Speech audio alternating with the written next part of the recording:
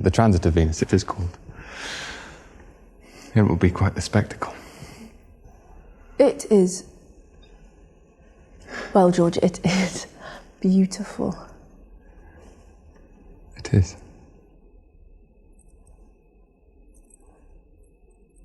And this is what you have been doing. There is something about the heavens. In this world we live in, where I'm given so much power and attention, it is good to remember I'm a bit of dust on a small dot in the universe. Keeps one humble.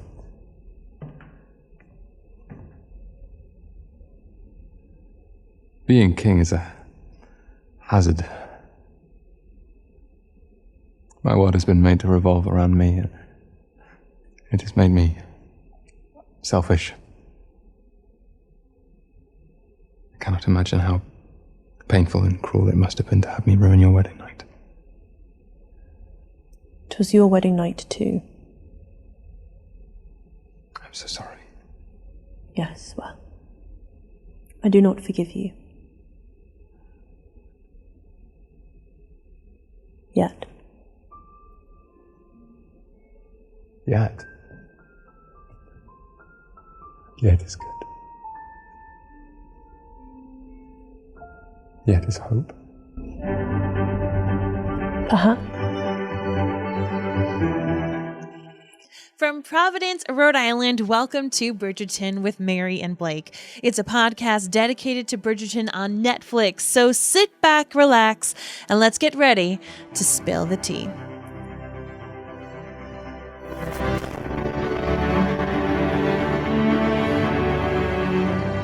Hello, everyone, and welcome back. My name is Mary Larson. My name is Blake, and oh boy. Do I find myself actually liking this king? Oh. I don't know yet. I'm not willing to go there quite yet. That's okay. That's all right. I feel like many people are dealing with this conflict, particularly in this episode, hot and cold, hot and cold. What is going on? Oh, my goodness gracious. For me, it's more of like a principle. It's a matter of principle at this point. All right. Well, I am excited to hear about this principle because, this episode, being that there's only 6 episodes in Queen Charlotte, we are now 1/3 of the way through. And for you to feel this conflicted about the king, oh my gosh, does this just scream press next episode as quickly as possible. Oh, I know. Well, we wanted to remind you all to subscribe to this podcast. You can find us on social media just by searching Mary and Blake. You can, of course, head to maryandblake.com, which sounds like it would be a wedding website, but it's not. It's actually our media website where you can find all of our... It actually was a wedding website at one point. Not for us. No. Not for us. For some other Mary and Blake out there in this universe who had purchased the domain Mary and Blake. When we got married, that wasn't a thing. Everyone just had their wedding website through through like the knot.com. That was the big thing. Yes. So nobody was like buying their own domains yet and forwarding it. But yeah, when we did create our media company, we tried to buy maryandblake.com, and there was some engaged couple, and once it ran out, their marriage ran out. Hopefully they're still together. Okay. Yes, if please, you're out Mary there. and Blake. Please still be together. Please let us know. Once that ran out, we were able to swoop it in. So if you do head to maryandblake.com, you're actually going to see all of the other podcasts that we are able to do and blogs. And we also want to remind you that this is all brought to you thanks to our members at jointhenerdclan.com. Thank you if you are a member there. And if you're not yet a member, you're going to want to check it out. There's lots of fun things for people there. All right, let's get into the show. Oh, I did it again. Blake. You're just so in the Bridgerton mood. I know. Here we go. Let's get into the real one.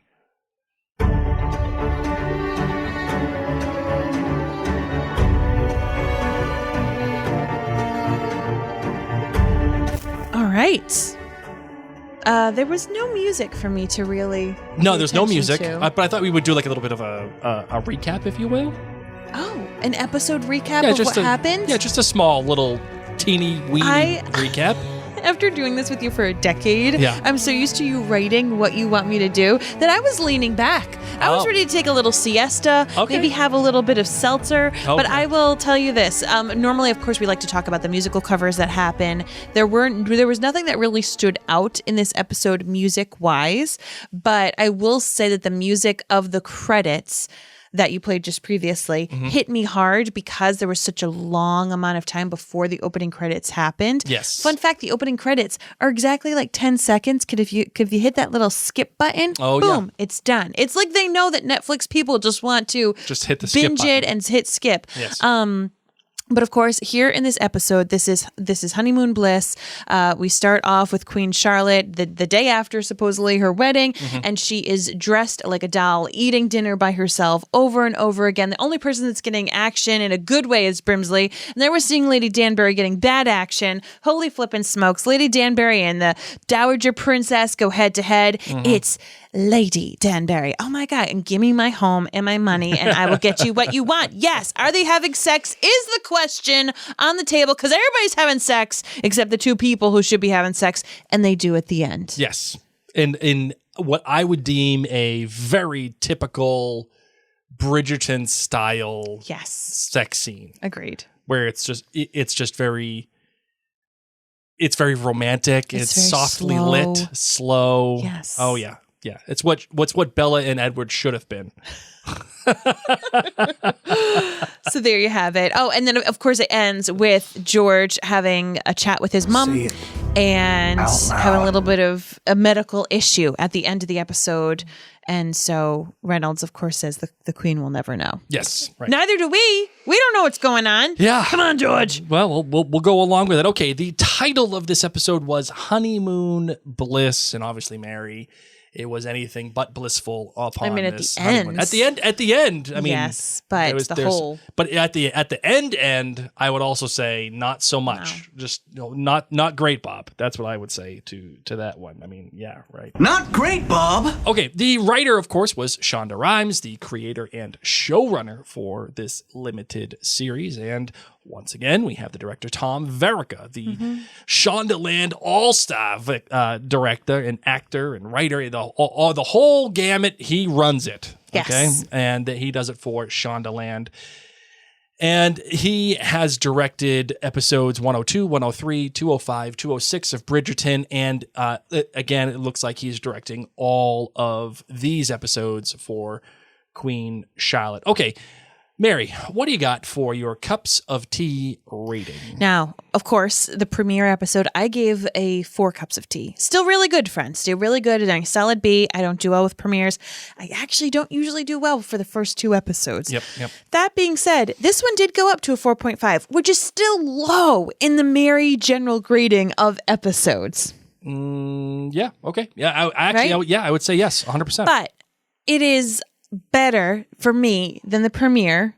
I think what's killing me is that I know I only have 6 episodes and I'm so desperately wanting to know what's up with George. I am not understanding what's going on. Like you had said previously, I don't know if I really like him. This hot and cold is just, it's like the Katy Perry song. Hot and you're cold. Yes and you're no. No. I actually listened to that song today as a matter of fact. And then you're out, up and you're down. Weird. I just can't. I'm Katy Perry'd with him right now. And it's just way too much. But I will say what helped bring this up is spending more time in this universe. I'm absolutely loving. I'm loving what they're doing with the direction of working in the different just the different people into the ton and the different societies. And I did not expect to have so much elder Charlotte, Agatha, and Violet. And we are getting like multiple little glimpses in them having some conversations. Okay. And I didn't expect that. I just didn't know that they were really going to be in here. So it's kind of neat to have so much in the present Bridgerton time be interwoven. So I thought that was really neat because I love me some Lady Danbury and some Violet Bridgerton. So this is a good thing for you. Yeah, so that's what I'm saying. What's helped bring it up since the premieres. I got to spend more time with these people that I didn't know I was going to be spending time with. Fair enough. All right. What do you got? Anything else? Any that's GBG? It. That's it? Okay, no, I will do my GBG, but what's your cups of tea? Oh, goodness gracious. I am sorry. It's okay. I'm on Maz right now. Holy smokes. What are we doing? All right. my cups of tea rating, I'm probably going to keep this in the same place as the premiere. Okay. It's for the premiere, just as a reminder, you gave it a 4.4. Yeah, I think that's... Did you like this better, same, or worse than the premiere? I'm going to say same. Okay. I'm going to say same. Like, it's, I'm enjoying it. Yeah. I am glad, actually, that it's 6 episodes. Mm-hmm. I think that's probably the right count. Mm-hmm.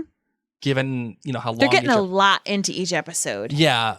And obviously, since there's no way to, there's no source material, right? It's just made for television. And, yes. And then they took the television show and they turned it into a book, right? So, yes. I would say, I think 6 episodes is probably the right count. Awesome. At the pace that they're going and what they're showing and how they're showing it. So we'll see what happens from here. Okay. So, 4-4 for me. All right, you're GBG. You're good, you're bad, and you're great.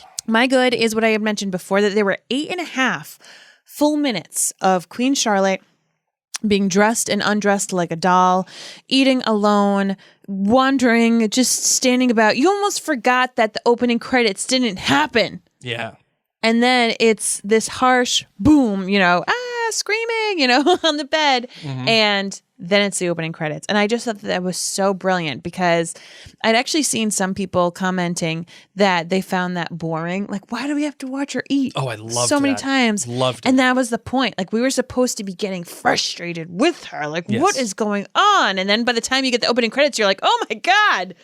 That's all that's happened so far. And yet that was so long. So I loved it. My bad is the fact that the king is bothering me. For Brimsley to say, like, does he like women? Because that was one of my questions. Like, maybe he's not interested in Queen Charlotte, and maybe their 15 children are going to be fathered from someone else.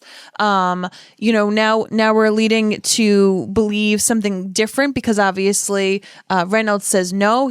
I can tell you that he likes females. But then also at the end of this episode, we see the king start to shake. But his fighting with Charlotte in the observatory, it just felt so awkward. It's so hot and cold. It gave me a lot of flashbacks of like Beauty and the Beast. Is Charlotte kind of like stuck here and she has to say, I don't forgive you yet. Then so you can starve. Like the casting that they did with the king, he is so beautifully charming that it helps us all start to break down some of these walls. But I would not be as forgiving as Queen Charlotte. I will just tell you, if someone treated me like that, you got another thing coming. Well, we're going to have a food fight next time you show up. But then again, he is the king. And I like that Lady Danbury says, like, listen, it wasn't too long ago that wives were beheaded when they didn't have babies. So I know that this isn't 2023. I can't have a food fight with the king when he finally shows up. Yes. But I'm just saying that I need more time with the king. Are you saying the gray stuff would be all over the place? Oh my gosh, it's delicious, but let's be real. Get a little Rufio and some hook action. It's just, I need time with him to wrap my mind around him. Yes, I would agree. And I think for people who don't know about King Charles's condition, once again, we get a glimpse into... Oh my gosh. That better not happen again. Weird. King George's condition, which of course, like if you watched Bridgerton, you got to see a bit of it, right? Like he's not right in the head. Right. He definitely suffers from some mental illnesses. And then we get a glimpse of that at the end of this episode. If you didn't really know what it was about, or if there's other elements, maybe you would think he would be at a brothel. Maybe you would think he wasn't interested in Charlotte, or maybe he wasn't interested in females. Like whatever it may be, you have these kind of questions like, why is he leaving this woman alone so frequently? Mm-hmm. And why is he just steering clear from her? So I am very interested to see what's going on with him because he has been my bad. Really? I don't love him for her yet. They had some great sex. But I'm like, but you were just mean. Right. You're just mean, okay? And Tauruses, we don't forget. We don't forget. Sorry, man. No, I don't. And that sucks. But I'm willing to give him another few episodes because I do think he's quite charming. My great, however, was the deformed bunny thing. Oh, yes. Loved that. Thought that was phenomenal. Funny thing. Her expressions every time she sees that little dog are out of control amazing. And I did hear that of like everyone on the set, actually this puppy was like the downfall because it was just an 8-week-old Pomeranian puppy who wouldn't behave, obviously not super duper trainable because it's just 8 weeks old. Right. And they had to do these shots with little Pom Pom, and little Pom Pom was a brat. was a little 8-week-old Pomeranian. And so whenever I would see the Pomeranian, you know, the scene where it's running and Brimsley eventually just like carries Pom Pom, like, is that because this little Pomeranian really was being a brat and running all around? You saw like it running and yipping. Like maybe they didn't even want those kind of clips, but they were like, fine, this is what we got. Right. Just keep it in. So I'm here for the deformed little bunny Time thing. is money, man. Let's go. Does she really not know it's a dog until Lady Danbury is like, that is a dog? No, I think she knows it's a dog. She's got to know it's a dog. Oh, and then he sent me this deformed little bunny thing. How about you, GBGs? My good is the whole beginning of her eating and then dressing, undressing, eating, dressing, undressing.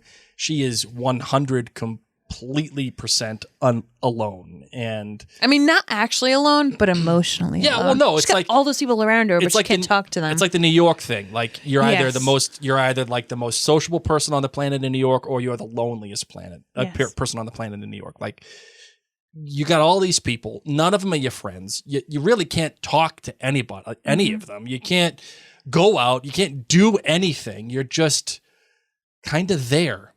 And it makes it worse. Yeah, and I love when it all culminates in her screaming at the bed, because I know that as humans we've all been there at some point for one reason or another, where you've just grown so frustrated that there is no relief except for just screaming. And at first I thought it was kind of like played off as a joke a little bit. And then I was like, no, this is like a legit thing. Like she is sad, frustrated, angry, miserable, like all of it all together. And it all just comes out in this moment. And then she says, you know what? No, we're going to go see the king. And that to me is the sign of a person who understands the situation, knows what she wants, will do what she needs to do to get it, and will not necessarily take no for an answer. So I was very pleased with that. I thought, and just showing how alone this person is. Again, that's not something that you can do in a book. That's not something that can really be said over voiceover, right? That's just something that you have to show. And very little words, almost none at all, in this entire opening sequence, which to me is even better. The less words, the better. Okay. The bad for me. I've already said last episode, there's a lot going on here. Yes. There's a lot. And even though I did say that I was glad that it's only 6 episodes, that doesn't mean it's not moving at a quick pace. And it doesn't mean that there isn't a lot at play. And it's going to be a very fine balance to get a satisfactory arc for each of these things. And I say all of that with this in mind. I don't know if we have room for the relationship with Brimsley and Reynolds. I don't know. I'm not saying no, and I'm not saying yes. I'm completely on the fence. This is a total fence take, okay? But it's my bad, because I don't know what the purpose is going to be, other than we're just giving Brimsley something to do. I think we're getting happy sex because we haven't had any happy sex. This is like Bridgerton season 2 all over again. The sex. It's true. That's true. Hey, listen, if there's the more love in the world, because then the better. only other sex you get is Danbury sex, and we don't know. Yeah, we don't know how that. We don't want that. No one wants that. Please. I've said this before. Actually, Mary was the one who gave me this phrase, and I've really taken to it. It doesn't matter who's in love. I don't care. Like, the more love, the better in this world, and that is amazing. And yes, but in terms of story itself, there's a lot happening here between the current timeline, the previous timeline, understanding George, understanding Charlotte, understanding the dynamic between Charlotte and her mother-in-law, and then setting up this great experiment. Like, do we really have time for Brimsley and Reynolds? it feels like a side quest. However, I did love that while they were having their little rendezvous, it was an interrogation. What's wrong with your man? Is his bits true. okay? So there was this, and they were kind of both playing it. So I don't know how else that would have happened, because had he just been asking, I feel like Reynolds would have shut him down. Sure. And yet, hello, we're having like foreplay, we're doing stuff here. You can't be saying no. So I liked that it was done in this way, as we see Brimsley further interrogate Reynolds through this episode. Right. And I assume there's only going to be more of it, as he's super supportive of his queen, that I like that he gets to do it in this way. It's very 50 Shades of Grey. And then my great, actually, I have a tie, and it actually goes along with Brimsley. My first great is when he says, "No, Your Majesty, I will never tell you no. I will never tell you that you can't do something, but I will tell you how you can do something." And he gives her the advice of, hey, why don't you take one person at a time, make it quiet, and then we'll figure it out. And then they both decide that it's going to be Lady Danbury, to whom she confesses all of this stuff, right? I loved that moment because for me, that's the moment that solidifies both of them. Mm-hmm. That's the moment where you say, okay, I see get this it. pairing. Yes. I get it now. I understand why he is the way he is with her, and vice versa. And at the same time, I also understand why Lady Danbury is the way with the queen, and vice versa. So candid, yes. She taught her sex, baby. Yeah, and let's talk about you. And the queen could be real with Lady Danbury at probably her most vulnerable moment of her life, right? Yes. At least up until then, but certainly with that's top 5 moments, right, of vulnerability, right? So I really love that moment because it calcifies 2 very important relationships in one sentence. And you're like, I get it. I see what we're doing here, and it makes sense. All right, my other great, though, and I can't tell if this is the real great or just another great, but the other great that I have is when Lord Danbury says, hush, girl. And it's not because I don't believe that women should not talk. It's because all of this has been in favor of the Great Experiment, right? And it is fantastic that we're talking about the Great Experiment, and within the Bridgerton verse, the way that it's presented, it is showing that the people are moving forward and they're more accepting and everything, but still, women gotta be quiet. Not all is happy-go-lucky. It ain't all sunshine and rainbows. Okay, this ain't double rainbow all the way. It's still a little like, yes, okay. And having that bit of reality in terms of the story is good because it keeps you grounded still. And even though you may not like it, and even though it was like, rude as hell, it's still good for the story. It creates that tension. And it also creates like a little bit of a satisfaction for Lady Danbury. Because when he says it, she's like, okay, like. But then he walks ahead of her and she's just like, whatevs. Yeah, whatevs. I did this. And you do what you want to do, and you think what you want to think, and that's fine with me. I love all of that. Agreed. I love that dichotomy for all of these characters. The Hush Girl was great. So, Mary, I want to start the rest of this conversation with one thing, and I want to get your opinion on it, which is Shonda still does this thing where she gives Charlotte a taste. She gives Charlotte a taste for what could be. And when she thinks that she's finally evolved or turned the corner on her life or in her relationship, she snaps her back right to reality. And we begin this episode with Charlotte being alone. That great shot of her, like it's like a vertical shot of her head laying on the bed, right? And then she comes up, and then she ends this episode alone again. And then she's having her breakfast alone, as in her younger years. And then at the very end of the episode, it's once again her having breakfast alone, saying, what a nice breakfast. Yep. So sad. It's very sad. And I love the devices that Shonda's using here, because it's not a happy fairy tale. It's not something that, I think a lot of people were expecting. to me, this feels like, okay, what happens when a marriage isn't what it's all cracked up to be, like the reality of it all. And and I think that is something that I am so excited for about this series, this season, this spinoff.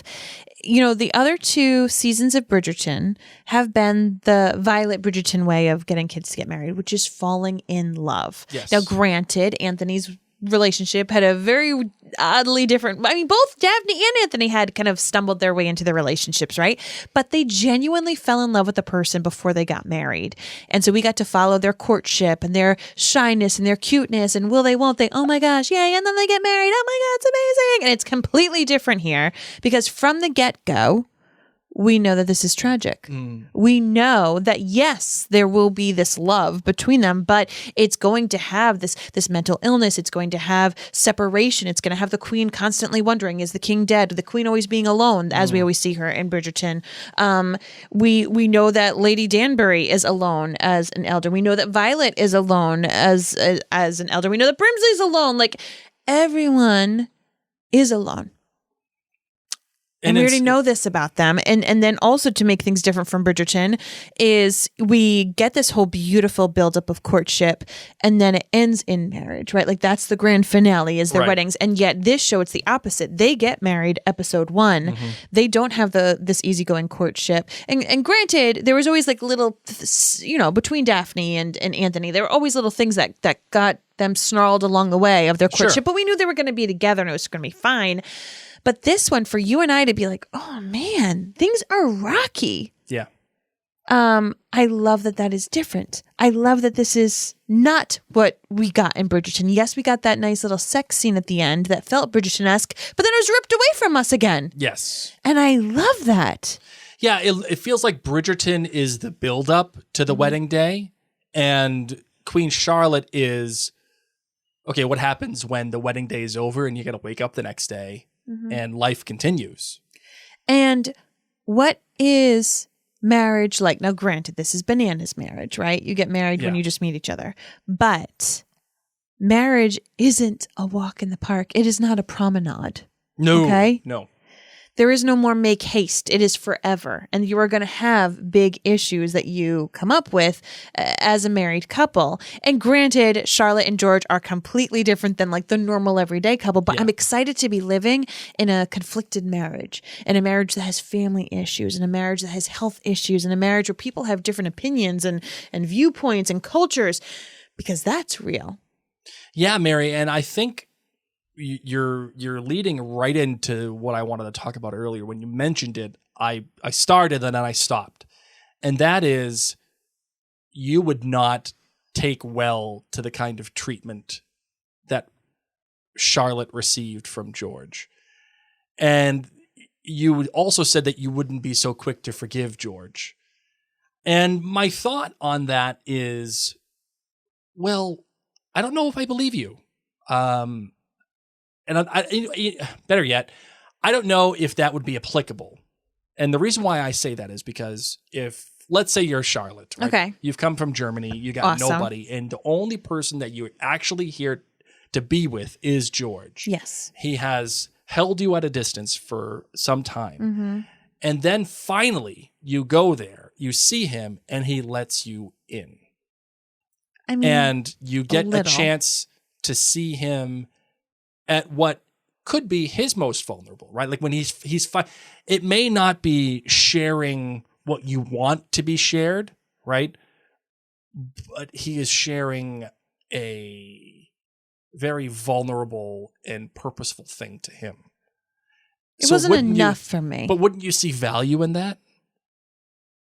Like when I took you to go to see the Red Sox game at the Monster Seats, like, is that the greatest date of all time? Is it the most romantic thing of all time?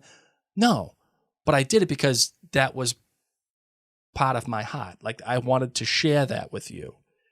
Like I wanted you to experience that with me. By the way, that was like I think it was our second date, wasn't it? Yes, it was our second date. And I spent an obscene amount of money on these tickets. But I wanted to do it because I wanted to share this thing with this girl that I was already madly in love with. So I feel like it's the same thing. No, because if so, then he would have invited her already to the observatory and not kicked her out. Fair, but then again, he invites her eventually.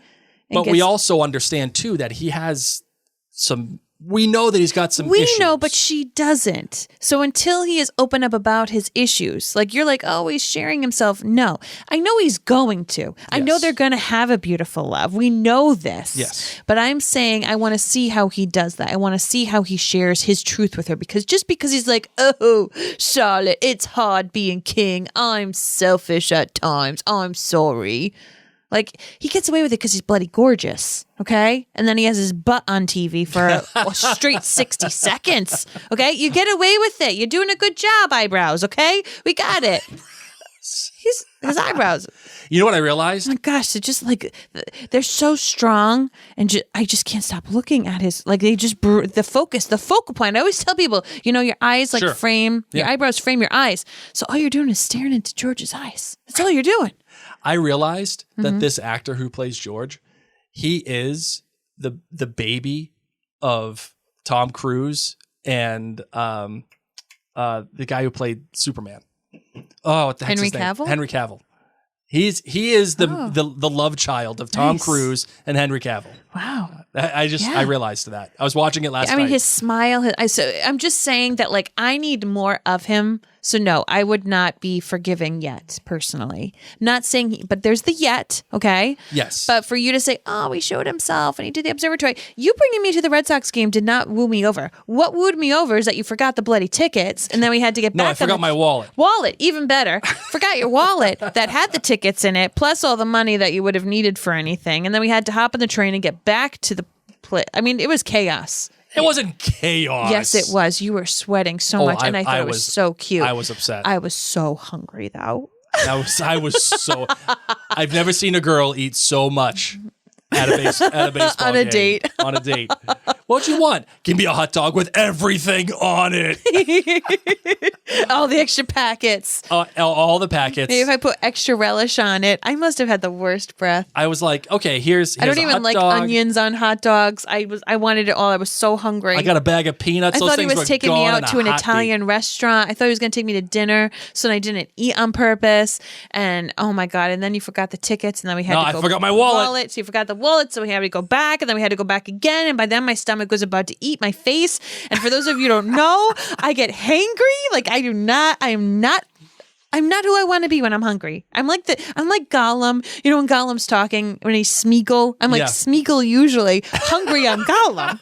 And then I have these conversations. Why did he forget his wallet? I don't know why he forgot his wallet. Just give him a break. But I'm hungry. Are there crackers on the street? Do you have any gum? So filthy hobbits. So I'm saying all this because if I was Charlotte, oh cool, you've got like a one-of-a-kind observatory. Oh, it must be so hard to be the king. Whatever, you're hot. You made me laugh. Yeah. Like we're kind of cute. But still you're a jerk. What's wrong with you? And until he answers what's wrong with him, and until he opens that up, I would not be forgiving. Is his... And I, Mary, as a viewer, am not forgiving. I know once it all comes out, I'm going to be a pile of mush, though. Okay. All the fives. Is George really that aloof where he's just like, oh, hey, Charlotte, what's going on? Or is it like, oh, this is going to be an argument and I don't want it. I'm trying to avoid it. So let's do this. Right? Like, because it ends up with him saying, all right, go, leave, please. Yeah. Right? Do you think he greets her the way that he does so that he can avoid the end? Oh, okay. You want to know something terrible? Yes. As much as I'm like hating on George, I think I'm a lot like George. Okay? Okay, I need to hear this. All right. I am, let's fight, let's be mean, get out my face. And then when I see you later, hi, how's it going? All the time, right, Blake? Okay, so the other thing, bananas. I was having a great conversation with one of my best friends. She was dating a gentleman who was avoiding her via text. It was having difficulty and issues, and he ended up opening up saying, I have anxiety. And she's like, I just don't know how to deal with him. And I was like, oh, it sounds like me. I said, if he's not responding, it's because he's very anxious. And then he beats himself up because he's not responding. And he's like, just like, now I can't even respond now because now it's been 2 days. Now it's been 2 weeks. Oh my God, I'm the worst. I said, but if you see him in person, he's probably going to be amazing. And that's how I am. When I mess up on things, it just keeps getting worse and worse. And the little, another friend calls it trolls on your shoulders, whispering in your ears. So if it were me and I had that big blowout and then I had some days to come down and then Charlotte just surprised me in my happy place and I felt good, I would be so happy to see this woman that I honestly think he likes. I think he likes Charlotte. And so I'd be excited and I try to be on my best behavior and I try to show her all the cool things.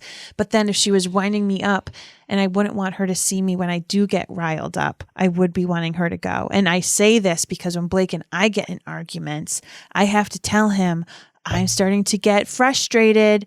I'm getting frustrated, Blake. Now is your frustrated warning.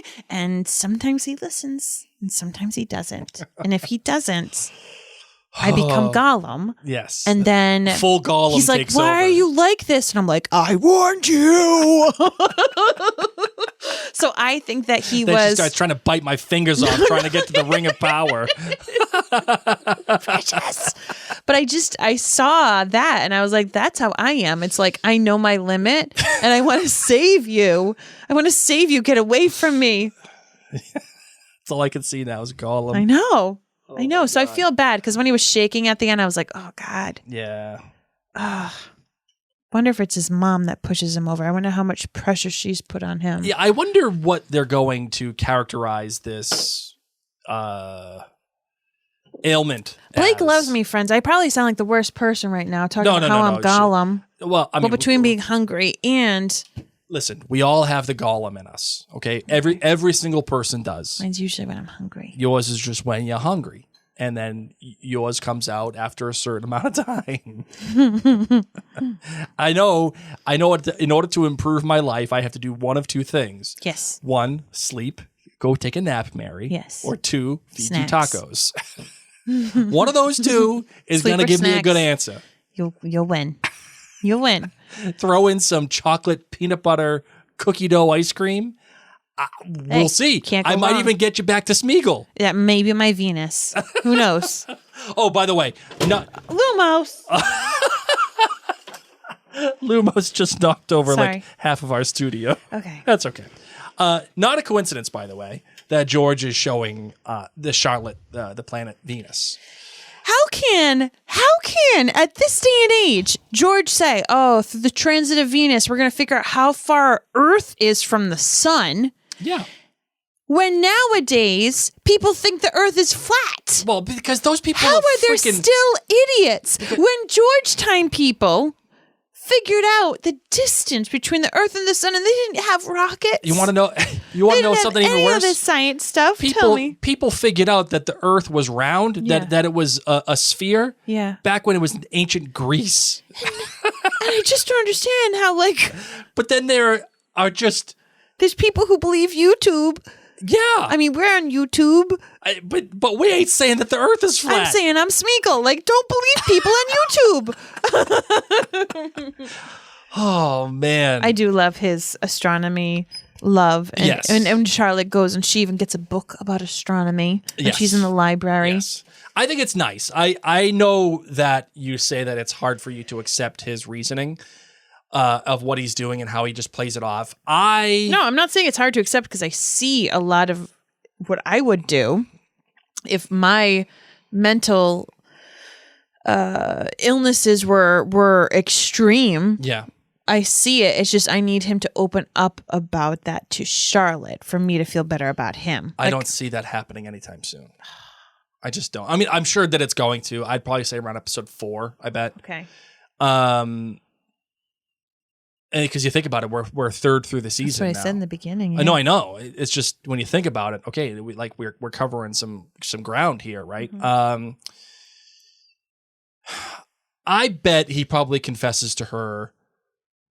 Episode 4. Okay. I bet ish, maybe episode 5, and then she finally gets it. There's gonna come. I bet you there comes a breaking point, and then he has to he has to do or say something. Or like, is someone else going to say something to her? I mean, it's so weird because the Dowager Princess talks about things and, the Parliament talks about things vaguely, and yet Brimsley doesn't know anything. I don't know who knows what. I need the lay of the land a little bit more, and I want Charlotte to be in the know a little bit more. Yeah. Well, speaking of Charlotte being in the know, what do you think about her take on the Great Experiment? Like, do you think that is motivated by like the fact that she just doesn't care about it, or that she just doesn't know enough about it? I don't think she would have known anything. Why do you say that? I think that she probably came from a society that was mixed races, because she didn't remark upon, wow, there's so many white people here. Mm-hmm. So I take it that where she was from was mixed socially. Sure. Because she doesn't seem to have any odd feelings that but her percentage is off. But her brother did, though. The brother, I felt like he said it meaning that there was never someone like a person of color in England in the palace. Yeah. Okay. But I didn't feel like I feel like Lady Danbury, of course, felt and knew, nobody's, the people on the other side, they're looking, but I didn't feel like Charlotte had any of that. And that's either Charlotte feeling just super confident about herself, which it may be because this woman is one of the most confident people I've ever seen in a television show. Sure.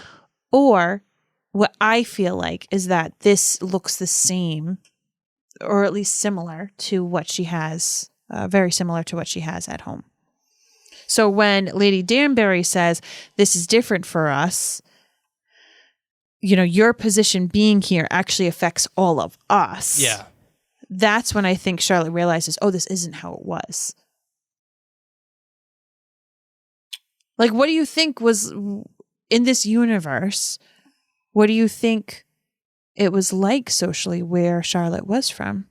Do you think everyone had darker skin? Do you think it was mixed? Because to me, the way she acts here, to me, it just feels like it's always been mixed to her.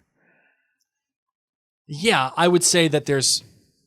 So I don't think she realizes a great experiment happened, because I don't think she sees that there was anything different until Lady Danbury says, no, girl, things were different before you came here. Right. And then it opens her eyes that there is an equality here where there was I feel like there was equality where Charlotte was from. Right. Yeah. And so for her to come here and be like, you guys aren't treated as equals. This is not okay. I have the luxury that I've had equality my entire life. I will make this happen. Interesting. That's a good take. I don't think that there's any other evidence to show otherwise, right? Like in her actions. Again, unless she's just incredibly unaware, right? Or not disenfranchised, but just divorced from her surroundings at all times. But I don't feel like that's the kind of character she is. Because immediately what she wants to do is go see poor people, go help people, go do the thing. Yes. Right? Like there's an engagement list here that we have to go under. That to me suggests that that's just part of her culture as well. Like that's the first thing she goes to. Like, okay, we have to do a bunch of stuff now. Let's go do it. Like if you didn't have that awareness, you wouldn't suggest that. Correct. Which means that is something that you were doing, at least within your part from where you came. Yes. Right? So I think that if there is evidence, it does suggest that either she's very aloof, or you're right, Mary, that she comes from a place where that equity is just ever present. Mm-hmm. And I like that take either way. Because if she is that aloof, she's got a lot coming, right? Because there's also some evidence to suggest that she is just kind of oblivious, right? Like she is sheltered. She doesn't know what happens on the wedding night, and she's got to have Lady Danbury draw pictures for her and the whole thing. Again, not to say that, she's incapable or she isn't smart enough to understand it. She just doesn't have that awareness yet. Yeah. Right. So I think there's some back and forth there either way. Nevertheless, though, she does get educated, luckily, by Lady Danbury. Oh, who needs to play Pictionary? On both things. And we need paper and charcoal. I loved eventually when the queen says to the king, yeah, I don't want to do the hitting the headboard thing. Can we not do that? Yeah, I don't like that. Let's not do that. Again, it just shows a little bit of choice from her, and that she is going to stand up for what she wants. Yeah. I really like that. I loved that during this, of course, Lady Danbury tells Charlotte about the Pomeranian being rare and purebred, educating her that it wasn't too long ago that queens are beheaded for not producing heirs. And then also just saying, like, if you don't consummate, you're not actually married. Yes. And how different it was even just from the Dowager Princess's time, that they had 7 people in the room to make sure that it happened, to now it being so modern and then give them the privacy. But it makes me wonder, why would they give them privacy if it really was this important? Well, just that's how things evolve. Like, why do people sort of do things? If actually you are, quote, not married, because obviously, but now that's not what makes you married. 2023. Well, I mean, I guess not. No. So when did that change? And then how were they sure of it? For Lady Danbury to say you are not actually married unless you've consummated your marriage, unless you've done the deed. But then they don't actually check. How would they have ever known? Maybe they could have just never had sex. That's true. That's true. And at that point, then you can, certainly the King of England at least could say, no, sorry, I'm out. That, all thanks to Henry VIII, right? So, and I'm sure at that point, Henry VIII, exists in this universe. There's nothing to say that he doesn't, right? So, to suggest that the king could oust you just for the sake of saying it, I don't know. I'm not sure when that switched. Well, the other thing I found interesting, of course, is here we have Lady Danbury going and visiting Charlotte. And then later on, word gets around that Lady Danbury was there during the honeymoon when she wasn't supposed to have anybody there. And then the Princess Dowager finds out, the Dowager Princess, however you say it, potato. And who in the world is snitching? They got so many people. Well, you got all the different people. I know. There's I'm like mad for Charlotte that someone on her staff snitched. And snitches get stitches, man. Honestly, I would be getting Brimsley all over that. I feel like Brimsley needs to comb through the list of who was there, who saw her, because it was his idea to have Lady Danbury there. What if it was Brimsley? No, Brimsley, because Brimsley sees his beau, and the beau says, "Hey, I hear that she's been having company." And Brimsley's like, "What are you even talking about?" Oh, yeah. Okay. So it wasn't him, somebody else. And I feel like Brimsley would be on top of that. Who is the mole? Who is letting out that Lady Danbury was here?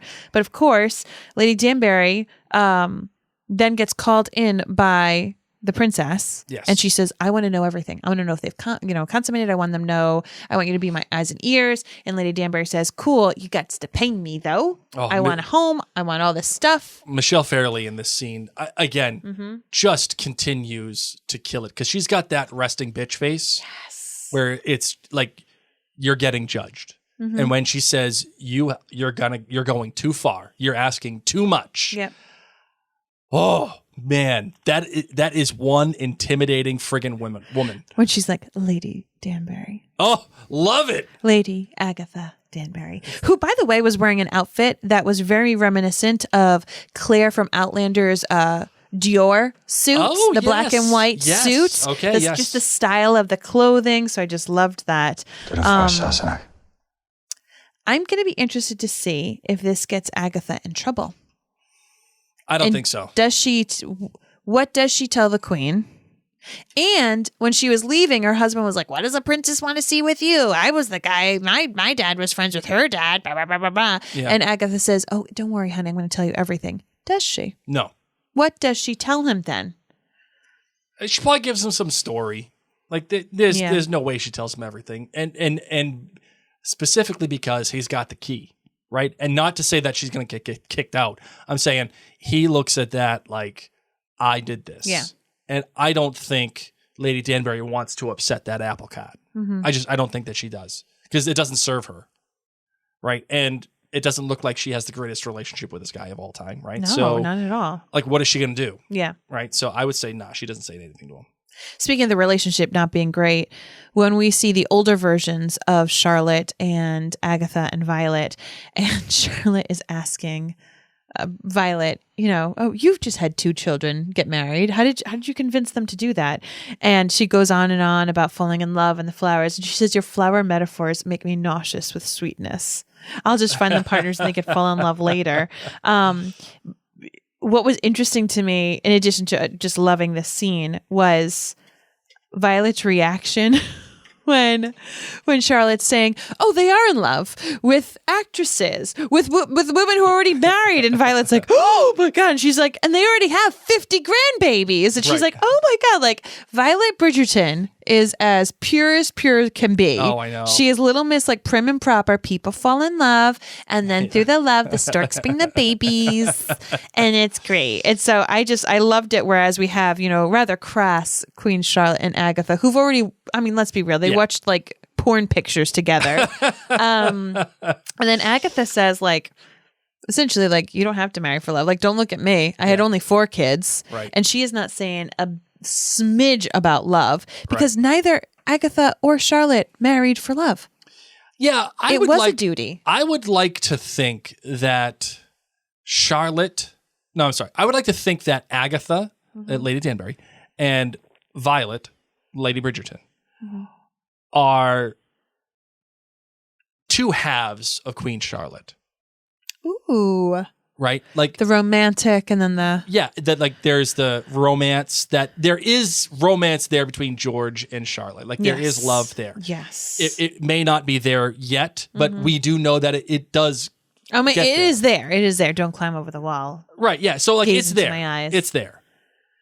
Yet at the same time, we also recognize Charlotte is very transactional and very duty driven. And that to me is very much Lady Danbury. Yes. Right. Agreed. So when you have this conversation between the 3 of them, and again, you can understand why they all share this kind of relationship that's probably out of the norm, right? Because they all, both Lady Bridgerton and Lady Danbury exemplify 2 halves of Queen Charlotte that need to coexist together to form a whole person, right?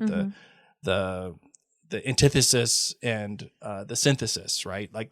Or the antithesis, the antithesis in the thesis combining to make the synthesis, right? The synthesis, of course, being Queen Charlotte, right?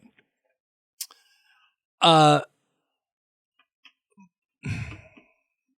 fact: I think they meet in the same orangery room, the same little garden. Yeah, room. oh, that was great. He's like, orange. Yeah, and why don't you pick that and you go put it in that's her where lunch. I think they have tea when they're having that conversation. Yes, yeah. What did you think of Lady Bridgerton's reaction to the Queen when she's like, "Oh, okay, so this is also got to be"? I loved she's like, it. That's what I'm saying. That's not what I'm talking about. But okay. I loved it. You do that. It's perfect. All right, you got anything else about this episode, my darling? Why are there so many people that need to watch her eat? So many. There's like 10 people watching her eat. That was another great little bit of showing and not telling. It's when she gets food or she even looks in one direction, 2 or 3 people like kind of jump to her aid, instantly. Nice, good, very cool. I loved the bit with her running away from Brimsley, not really being able to. Yep. I loved seeing the 2 grandbabies with Violet, and then of course Queen Charlotte with all of her sons who are just hot mess expresses, and she's just laying it down. Make me a grandbaby. Yes. Oh my gosh. So incredibly good. And then the one who's like, I would see my wife for 20 years. Ha ha ha. If I was your wife, I would leave the country too. Oh, I just absolutely love it. I love that it's because of Brimsley that we have the Pomeranians that he suggested, a gesture. What would you have done if you were given a Pomeranian as someone that would never let you alone? No. I'd send it back. Even though knowing it was a very unique and valuable breed, purebred, if you will. You heard it whining and barking. Oh, nope. No, thank you. You know what else? Give me like a quiet, old, lazy dog. Yes. That's what I'm here for. I'd say it all the time. My favorite dog, Shadow from Homeward Bound. Oh, all I want is a Shadow. Instead, we got this puppy that chews up everything, barks now. I just want the quiet, calm, basically a pillow, like a body pillow. She'll get there eventually. Not the Pomeranians. Not though. the Pomeranian, no. Pomeranian is always going to be a little I love how they rat. show young Charlotte's hair at night, showing Yes. how they care for her hair and how different it is, because frequently on shows we just don't get to see women of color's hair, how they treat it differently at night and how it is kept up. So I just absolutely loved that. I had a couple other things. I thought it was so funny how when George and Charlotte come home and they're talking about how they can't be in the same carriage together because, she might be carrying the heir. Oh, yeah. And she's like, but I'm not. Like, there's been no way to. And he's like, but after tonight. you might. And he's just saying it in front of everybody. Right. He's like, I'll see you in 10. She's like, see ya. And I just think it's so funny that obviously the entire castle knows, like, oh, they're going to have sex. They're going to bang. This is amazing. But on the flip side, I think it's so awkward. Yeah. Her nightgown, of course, with the millions of buttons. I'm very good with buttons. Okay, yes. Okay, faint.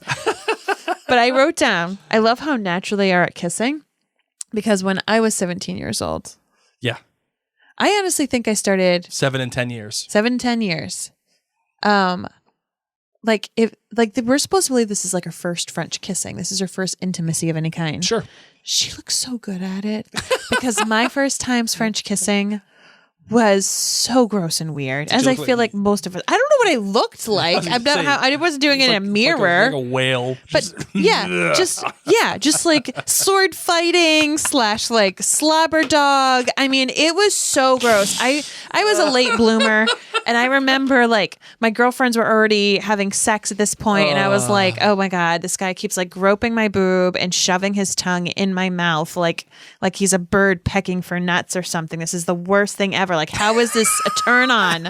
And so I just love that she's like, I'm 17. I was like, girl, your first experience, so much better than mine. So much better than mine. Lordy Lord. Oh, man. And then let's see. Hush Woman, I wrote that down too. Like, what? Oh, the hush so moment. Charlotte, after they have their sexy time, Yes. and she gets dressed for breakfast, she's hugging the Pomeranian as she's walking, and she's saying, Brimsley, I don't want to have breakfast yet. I'll wait and have it with the king. And she's actually holding the dog. Yeah. And then when she hears George with his mother saying all the stuff that hurts her feelings, she gives the dog to Brimsley. Yeah. And is George being truthful when he says this, or is this something that I was that's born for for the mother? Happiness or misery of the country? Oh, and he's like, I know, because it is me. Like, and the weight of the crown is on me like a knife. Oh, it's a great way he delivers. See, it. he got his Gollum out. Yeah, his Gollum. Mom did totally not leave came him, out. and that's what you get. Some real, raw, honest truth. Is this truthful, or is this a show for his mother? No, I think it's truthful. I think that's truly what he believes. Like, meaning like, oh no, I did all this stuff for you. Like, I charmed her. I did the thing. I did what I was supposed to do, and you won't stop busting my balls. Like, do you really think that he did all the stuff with Charlotte because of duty, or because he actually loves her? Both. I think he would have done it with any broad that would have walked into that castle, but he lucked out because he also loves her, or is starting to. Why do you think that? Because I think no matter what, whoever this princess queen would have been, he would have had to do his duty. He would have done his duty no matter what. Yes, I would agree with you on that. So, yeah, I think he would have done it. But I don't think he's going to tell his mom, who he obviously has a really strained relationship with, but guess what, Mom? Not only did I do my duty, but I liked it. I don't think he's going to say that. I don't think, because his mom's just bugging him. Yeah. Rather than saying, how are you enjoying your honeymoon? What are you guys finding in common? Like, what do you like about her? She's just coming in and being like, did you do it? Did you do it? This is on you. You better not mess it up. Did you do it? No wonder he's freaking out. Yeah. Like, yes, Mom, I did it. Oh my God, it took me like 3 days to calm down. Mom, I have some issues. I had to like get the courage and have a little pep talk, maybe have a little CBD. I don't even know, Mom. Thanks for asking. Get the blue pill out. I don't even want the blue pill. The what? Matrix? No, the Viagra. Girls don't know what color it is. How do you even know what color it is? Because it's like a common thing. It's like in the pop culture of the world. Well, I guarantee you, 80% of our listeners know what the little blue pill is. I thought it meant Matrix. That was red and green. Oh no, that's a blue pill. Yeah, red. Take the red, blue. Yeah, You're welcome. Yeah, you're right. And then he sits down, of course, and Reynolds checks on him, and he's shaking. It just made me think of you. Yes. And when I first started dating Blake back on the train to and from, and then to again to Fenway, his hands used to shake so much. Yes. And he had terrible headaches. And as I got to know him better, I was like, I think your dad stresses you out. And he's like, no. I'm like, normal people don't shake. Like, your hands would literally be shaking like what we saw on TV. And that's why I'm saying that, yes, I'm giving some hate on George, but I see myself in George. I see you in George. I see anyone who's had like mental struggles. And I hated that I saw him shaking after his conversation with his mom, because like interactions that were negative with your father would cause you to physically be compromised. Like, absolutely. And I 100% agree. It is very much true. And I think even George's reaction to it is very much true, where it was like, no, I'm okay. Like, no, I don't need a doctor. This is fine. I can get through it. And then all of a sudden you very quickly recognize, ooh, wait, nope. Yeah. I need help. I need help. And that's another bit of vulnerability that I quite like. Yes. From George and from the writing. Again, using these moments of vulnerability for these characters to understand them on a very basic human level. And I think Shonda is doing a very good job at that. Selling us on their love story is a different story. Agree, but that's why I'm saying it's so different. Because that's all Bridgerton has been for us, is selling us the love story. It's just been this like gradual like roller coaster ride of love. And oh my God, are they going to have eye sex now? Like, when are they going to have eye sex? Ooh, now they touched his hand. Ooh, the glove. Like, we've had that with Bridgerton. Yes. And that's what is so different with this, is that this is tumultuous. We know that this is tragic. And we know that Charlotte does love him. Like, we've seen from Bridgerton 2, season 2. So we know it's there. And I'm excited, but I also am hesitant, Given what we've seen so far, would you characterize Queen Charlotte as like the anti-Bridgerton? No. No? No. How come? I would characterize it as the grown-up Bridgerton, the more realistic Bridgerton. Okay. Fair enough. Like, we all watch Bridgerton because we're like, ooh, swoon. But like, life is freaking hard, and relationships are really hard, and marriage is really hard. And I love that we're having the older version of these characters to be able to even like have this back and forth, So I'm excited to see like more of that combined. Whether they're as mothers or as partners or as lovers or not lovers. I just think it's really, really interesting to have these very strong women who marriage and love are different aspects in their life, but that's not what they're all after. Like, I feel like with Daphne, she just wanted love, and that's because she was raised by Violet. Oh, love is the number one thing. Whereas for Lady Agatha Danbury, no, your life is your own thing. Yep. Your job, who you can impact in life, the things that you can do. You become a better person, and you leave this world a better place. And everything's not going to be handed to you on a silver platter, but you got to work, right? And you got to look out for you. Even though her family comes from Sierra Leone, and she's very wealthy in and of itself. Yes. But you're right. Like, she's the one who has to make the deal. Yes, and that to me is real. Yeah. And then even with Charlotte, Charlotte is showing complexities of relationships. I mean, a lot of people are in relationships with people who do change, or are inflicted with tragedy, or maybe they have a child who goes through health issues, or they themselves go through it, and life isn't what they thought it was going to be.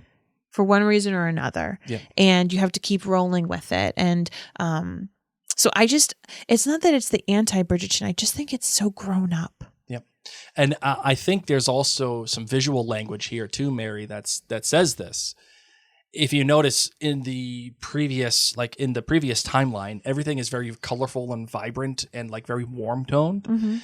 In the current timeline, it's all very cool toned, very, very blue feeling. I don't want to say washed out, but just not as vibrant. And that in and of itself is a visual language of transition. And, when you're young, everything's warm and funny and yay and wee, Bridgerton. And when you're older, it's just like, a little bit more toned down. There's a lot at play here. There's a lot more complexity. Yeah. And I think that that's what Queen Charlotte, and just as little as 2 episodes, I just think it's so much more complex. Yeah. And it's not that I don't love Bridgerton. Obviously I do, but this is making me feel different things. And that's why I think I rate it so differently. And it's not in a bad way. It's that I know that it's giving me complex feelings and it's making me digest it. And I'm kind of excited for people who do get to relive it and rewatch this series, whether they binged it all at once and then they kind of go back through our podcast or what have you, because it's complexity that I don't think Bridgerton has. Yeah. Yep. All right. You got anything else for this episode, my love? No, that is it. All right. Let's close it out, shall we? Yes, we shall. Let's do it.